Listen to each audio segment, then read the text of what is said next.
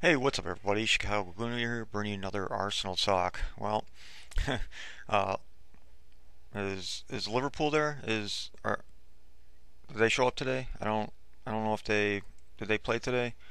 Yeah, enjoy that Europa League thing or whatever it's called. 9 points clear. Just to go over some of the stats, which I think are a little off here. But we had 16 shots, uh, 10 on target. They had 13 shots, two on target. Um, this the possession stats are I think are a little off. It's 49% to us to Arsenal and then 51% to Liverpool. I don't know who kept those stats and in the time they must have just clicked off the timer for each possession. Uh, but I mean in that first half, I mean we ended the half in something like around 65%, 66% possession in that half. And, even in the second half, we still had possession. We still had most of the possession in the second half. But according to the stats, we didn't have, the total amount of time possession, which I think that's way off. I think it was more like probably like 60-40 to us. But what a game! I mean, that first 20 minutes, the first 18, 20 minutes was just, I mean, uh, it was just an onslaught. It was just wave after wave after wave of Arsenal, and somehow Liverpool, got out of it. Aaron Ramsey should have scored. Um, you know, in on goal, he didn't connect with the ball uh, the way he wanted to. Obviously, there's a couple other chances. I mean, it was just wave after wave. Everything that we were doing, we looked like the stronger team. I know a lot of people were hoping that we continued on our form and that we would come out in this game and just be, like guns blazing and continue on the form and continue on the pressure and just continue on the good play that we've been playing for, this year or for the last, months, 2 months basically. Um, and we did. I mean, it was just complete domination in that first 18 20 minutes where Liverpool, I mean, really escaped. Mignolet made a couple good saves that it should have been 2-0. I mean, with all that hard work and all the possession and all the great passing and we didn't come out with a reward. We deserved something out of it, and Liverpool escaped. Then they gained back possession. They made a couple chances, obviously. They started to get a little bit of confidence. Sterling got on goal one time. A couple other times he could have been on goal, but he was called offsides. There's a lot of offsides call in this game between Liverpool and Arsenal, respectively. But um, right around the 40th, right around like the 38th minute, 37th minute is when we started to really gain control back. And what a finish by Hector Bellerin. If it wasn't for giving up that PK late in the game, I would have said he was the man of the match. Not only because of his goal, but I mean he played so well. Defending, attacking wise, taking on defenders, getting past defenders. He just played so well. Other than giving up that PK, I thought he was definitely the man of the match. But that goal was just, I mean, on his weak foot, curled it in. What a beauty. You don't expect that from a right back to make that kind of shot, to make that kind of finish, and even going back to his first goal, you just don't see that kind of control off of a shot from a right back, and especially given his age and his inexperience, and he's on the big stage and playing Liverpool, at the Emirates. Huge game for us. Liverpool, it was a must-win for Liverpool, honestly, coming off the loss against Manchester United, and now this game, we're 9 points clear of them. And even if we lose three straight games, we're still up because of goal differential as well. So we could lose three straight games and it won't matter. We'll still be in that fourth spot regardless because of goal differential.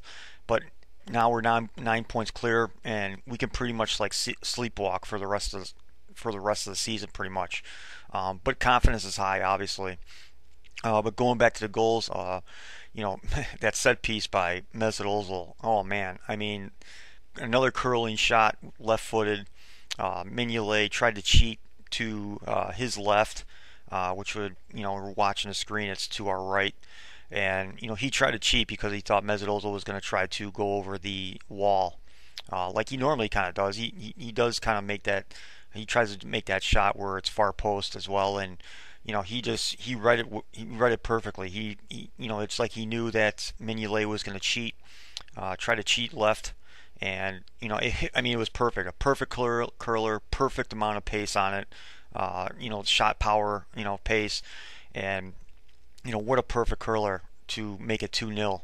And the stupid commentators on NBC, which I know it's a whether it was on BT or if it was on Sky today or whatever channel it was on in the UK, where they kind of hone in on their commentators. They're saying, "Oh, Mesut Ozil needed that. He needed that because his form hasn't been great lately." I don't know what these people are watching, but other than that Monaco game where everybody was terrible, he's been great since he's come back from injury. I mean, he's been really, really good, and he's showing his worth of everybody kind of makes that quote still of 42.5 million pounds.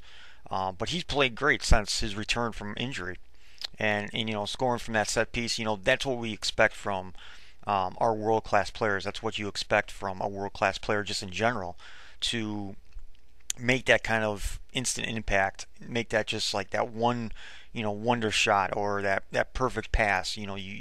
That's what you expect, and he did it. He delivered. He looked calm and cool. He got the foul called on him right outside the box, and he knew he was taking it right away.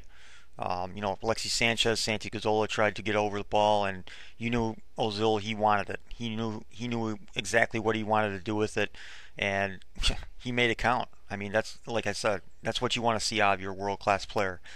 Shortly thereafter, I mean, it was just like I said, it was just wave after wave, and it was just goal after goal. The Alexis Sanchez goal, oh my, took two perfect touches off of that and just slammed it, and Mignolet just had zero chance. Kept calling him the waffle bitch during the game, and because I'm kind of sick of hearing his name called. Yeah, he was in decent form for the last couple months or so.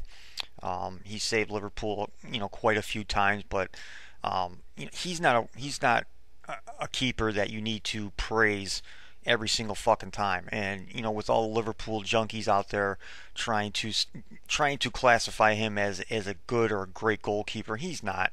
He's really not. Yeah, he made a couple good saves early in the game, but I mean, our placement and our ability to score at will. At times, I mean, it's just he had no chance, especially on Alexis Sanchez. I mean, he took his time, took that first touch, took another touch that was perfect, set himself up for that shot, and again, no chance. The Liverpool defense in that first half was a joke. Playing that back three, Kolo Toure, he's still one of us. I mean, honestly, I mean he screwed up last year. He played at the Emirates for Liverpool, and he kind of made that back pass that I think set up for Giroud last year, I believe. But yeah, the defense was just like a shit show. I think even if Skirtle played today, it wouldn't have mattered because Kolo Toure was a shit show. Skirtle, or not Skirtle, Sako was a shit show who some way somehow starts in front of Koscielny on the French national team. And then you had Emery Can, who is primarily a center midfielder, playing center half, playing right back at the end of the game, getting sent off, made two of the dumbest fouls you could possibly make, and I can't believe Jordan Henderson and even Khan himself was trying to talk to Anthony Taylor, and I mean even on the replay, I mean he took him down. Welbeck got rid of the ball and he just took him down. The ball was clearly away, and he still took him down like he wanted to get sent off. It was just a ridiculous foul. Of course, the fourth goal didn't come until late in the game with Olivier Giroud. I mean, it was just again perfect pass, kind of made it look like a little bit of a dummy that he was going to take it, and he let it just kind of like roll right past him.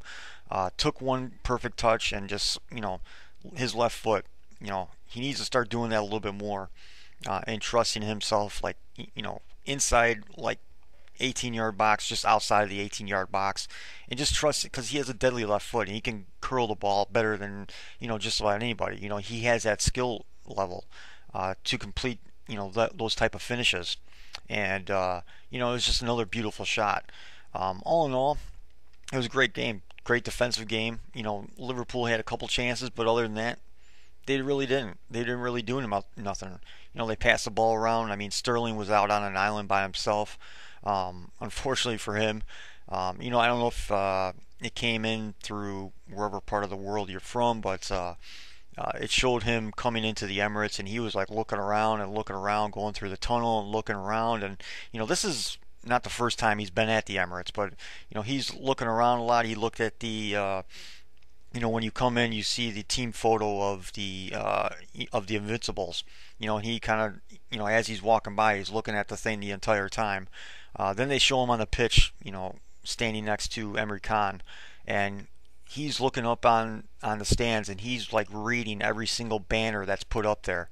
Like White Hart Lane and '04. He's reading all that stuff, and you can read his lips almost, and it's kind of like almost an indication, like he's like, yeah, I want to get the fuck out of Liverpool and possibly play here, and so I thought that was kind of cool. Like right before the game even started, it was just like looking around and saying, okay, this is actually a big club. This is actually a club that has players. I mean, if you look at Liverpool's roster, I mean, come on, they're not a Champions League side. They are a Europa League side. Their whole roster is kind of a joke, to be honest with you. It's a bunch of mediocre players, sometimes playing above themselves, playing bottom half teams. They look great, but when they go up against all those top four, they just get killed. It should have been 6 points so far the entire season. We got 4 points off of Liverpool so far. We might be playing them in the FA Cup final.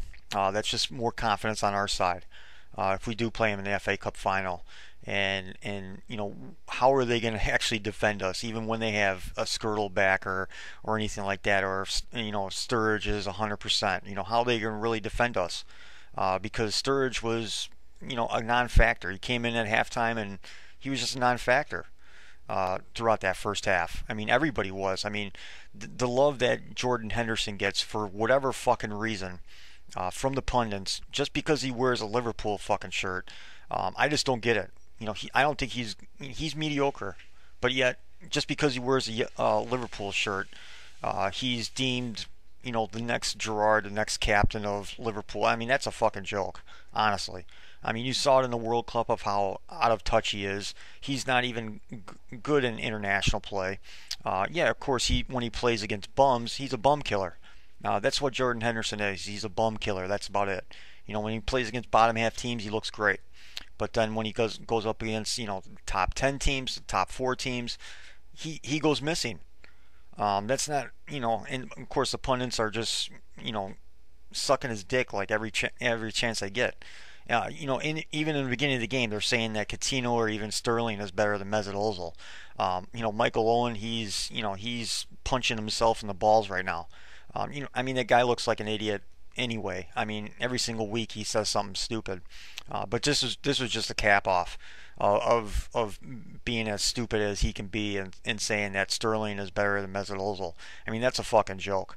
I mean, you're talking about a World Cup champion. You're talking about he's won the league at La Liga. He's a world class player, and you're talking about a 20-year-old kid who can't handle the pressure because he is a kid still. He's only 20 years old, and you're trying to say that he's better than a world class player, which is a fucking joke.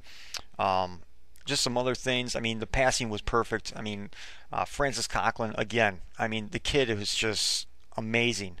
I had a kind of a conversation on Twitter, and one person still doesn't believe that he's gonna continue on this form into the next season. And to be honest with you, I mean, we've all been sitting back saying, okay, when is he going to slow up? When is he going to falter? When is he going to slow down? When is he going to start making mistakes? He doesn't.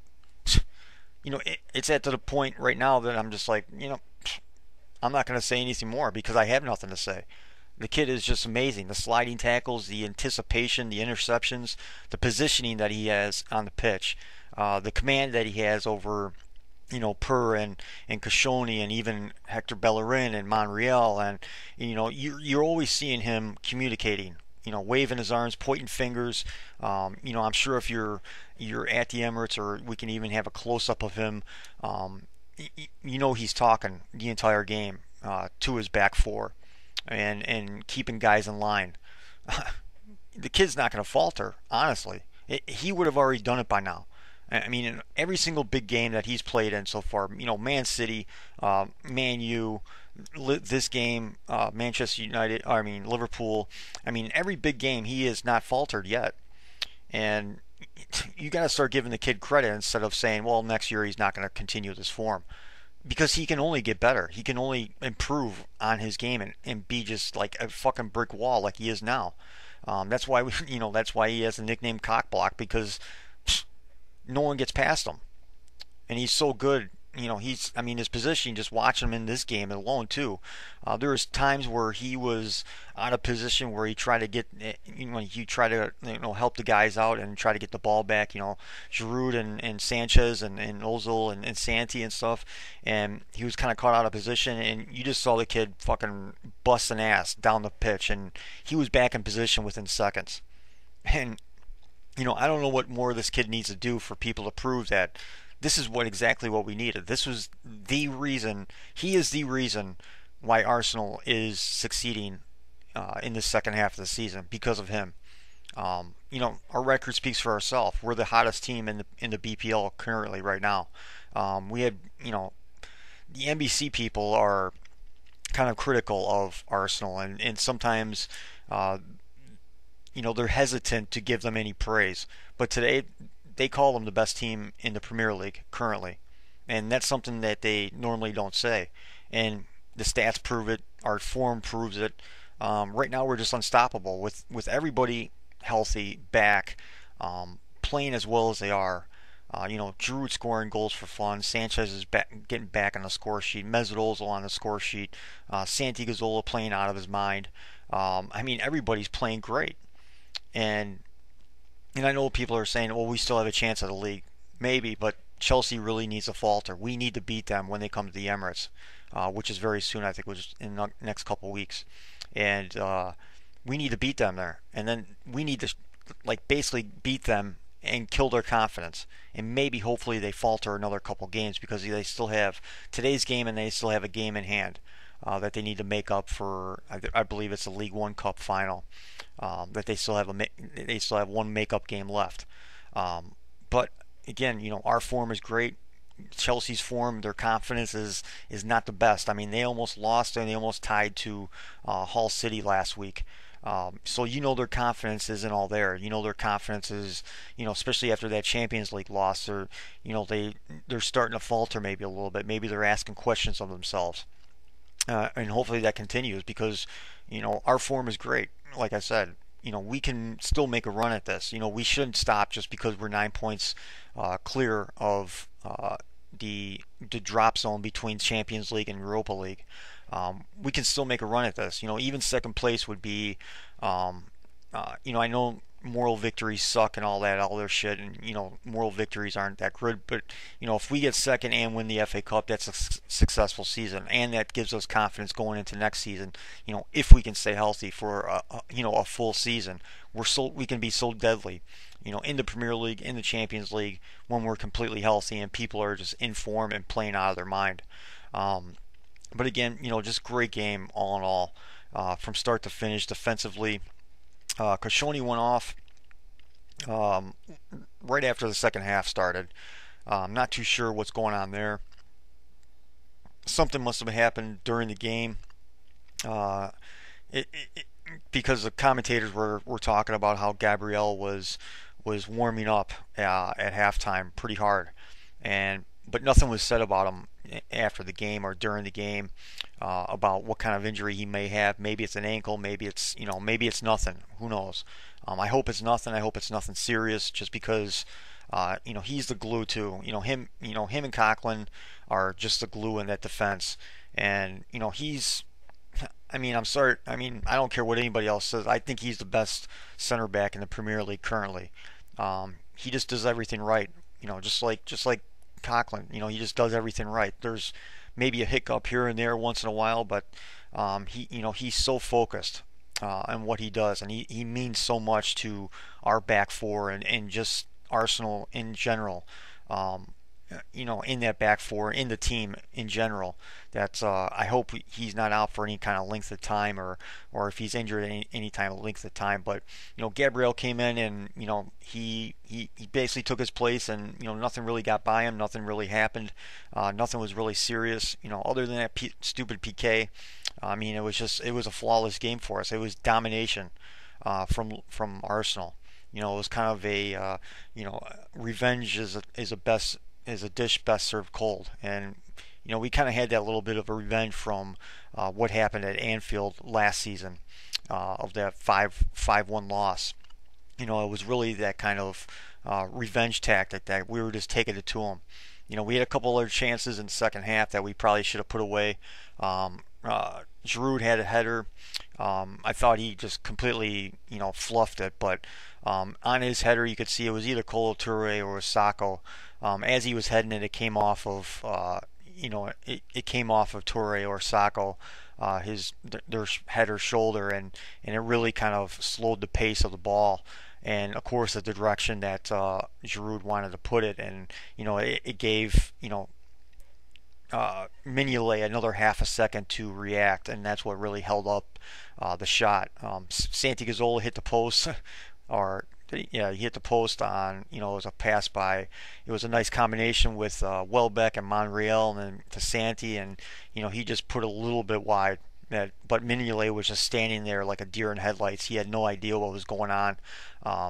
Just throughout the entire game, I mean, even the defense of Liverpool, they were slamming the ball back to Mignolet, and he was just pissed off. It was, like I said, it was just kind of like a shit show back there for Liverpool. It was kind of funny, but again, it's sweet. Karma is sweet. Karma comes back and bites you right in the ass when you think you're all high and mighty, and the glory is back. Liverpool last year, and even during the summertime, that they're back in Europe and they're back in the Premier League and they're going to be a fort. Nah, see you later. Have fun in Europa. But give your comments.